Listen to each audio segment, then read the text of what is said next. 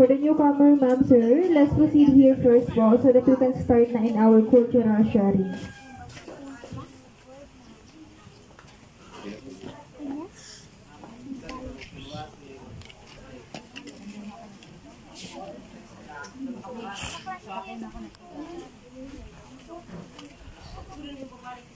Dalisan.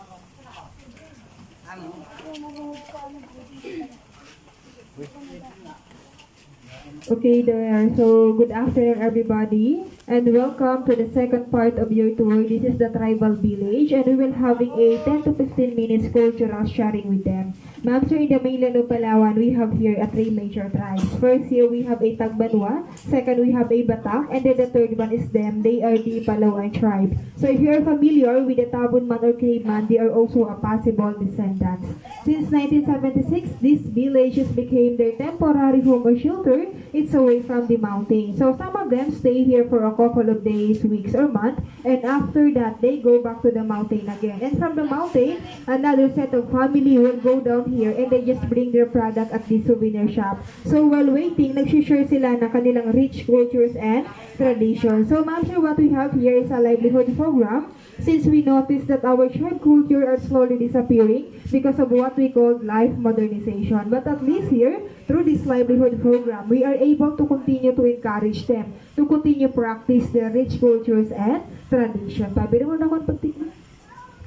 Okay, so ma'am, sir, she will show you something. Please hold that one and pass to the other. So that one is called bagtik. That one is came from the sap or a resin of the almasiga tree. So at first, that one is a sticky liquid, and after a few months or week, ganyan na ho siya ka-harden up. So why that bagtik is here in the city? That is the main ingredients in making our nail polish, the varnish, fiberglass paints, and another related product. Bakit din yun? Okay, so this is their bakit. A bakit is a native backpack of the Palawan tribe. So they use that one to carry the head that such that bagtik. This bakit is dobratan. Adult can carry 30 up to 50 kilos of bagtik. It's up and down in the mountain ho yun. Okay, so she said when it's mabugat or heavy, no worries po. Aside from the shoulder strap, meron silang head support to carry more weight. And yung nasa dingding, ma'am, sir, right in there, that's the real bakit with the bagtik that they bring up and down in the mountain. So yan po ay nasa range ng 50 kilos. Ganun po siya, ka-heavy. And aside from that, they're also a music lover. Palimba sa ating gimbal mo. Okay, so they're also a music lover. That's why they have their own musical instrument. So the first instrument, they have this gimbal. Gimbal is made of the hollow wood which they carve, inukit ho siya. And on top, they just cover with an animal skin. This is a cow skin. Balat ho siya ng baka. They also have the agong for that larger one. Smaller one, that one is a sana. Ma'am, sir, they believe that when they hear the echoes of that gong or agong in the mountain, that means they are communicating with the spirits of their ancestors. So now they're going to play the three set. It's called Basa. Basa din.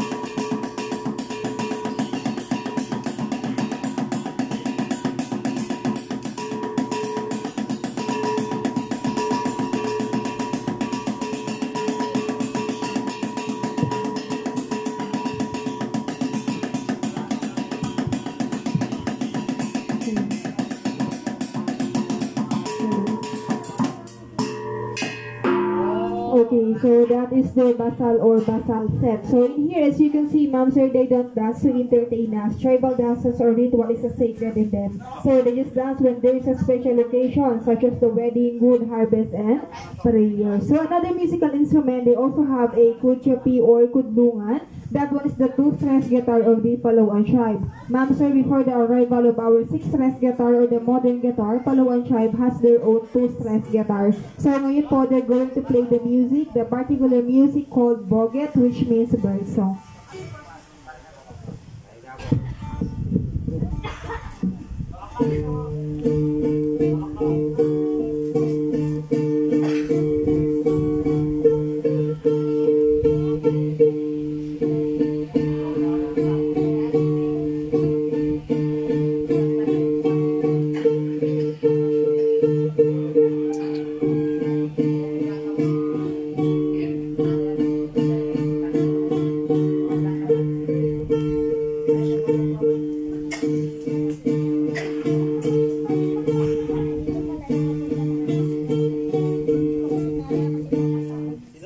Sukur. Okay, so that is the boget or the bird song. Mostly, ma'am sir, their music is more on nature. So another musical instrument they also have, aruding, kalimbasabi mo. Okay, so next musical instrument, meron silang tinatawag na aruding. Aruding is made of the one palm tree and on top it is put beeswax to adjust the sounds. And by the use of their mouth, they can create an amazing sound. So everybody, let's hear the sounds of aruding. And this aruding po, they play this one through vibration. Aruding din.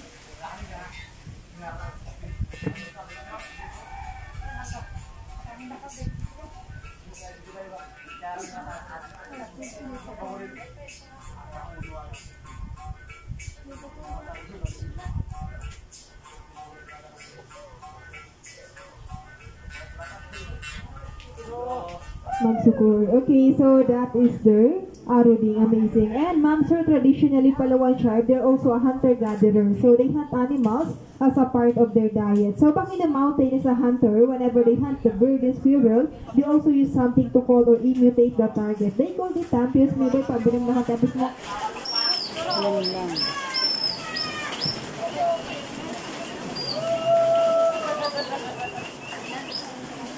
Okay, so now ma'am says the target is busy ball. That's the time they prefer their blowdart or the blowgun. Palawan tribe, they just use bow and arrow. So everybody, let's watch them looking to the target, the drawing ball.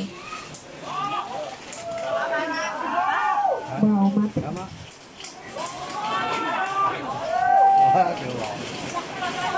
Okay, so ma'am sir, that's how po they hunt the big animals back in the mountain. So of course here, we discourage them to hunt. As you can see po, our environment po is very limited. And according to them, they can hit farther than that. It's 30 meters away by blowing. And back in the mountain po, whenever they hunt, be careful ma'am sir, because they put poison sa tip ng mga dart nila. That plant po is the main ingredient in making the poison, and they call that one dita.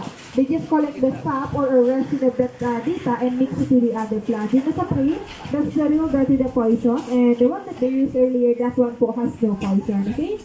So ngayon po, last part na tayo. Maman will show us on how they create fire sa mountain using the tree materials. So the first material, they have the greenstone. Ito po ay buhay na bato, and they also have a native cotton of them. It's called lub-lub, and they also have a piece of metal, and then it's called bayan. Just three materials, man.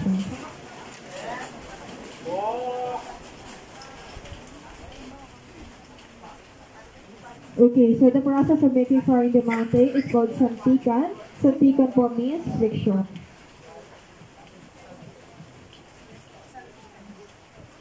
And ma'am sir, their children po like 7-year-old and above, they start already to train on how to create that fire. It is also part of their survival, especially sa mountain. As we all know, no lighter po or prospero at all.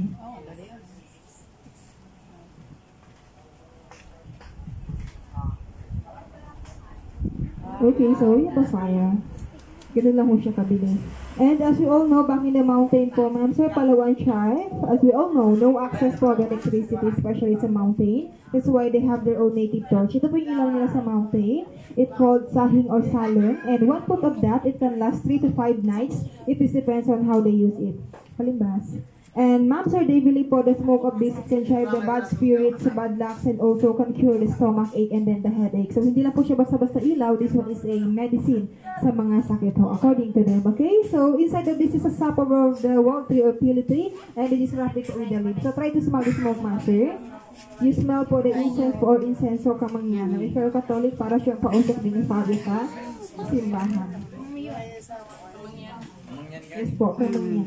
Okay, so that's all po for our cultural sharing, ma'am sir.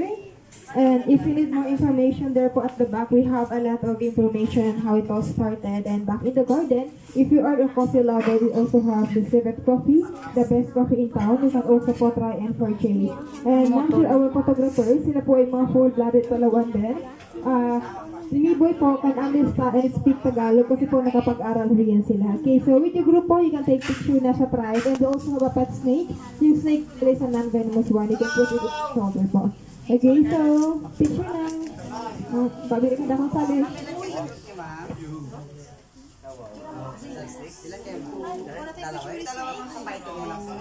Python kayo,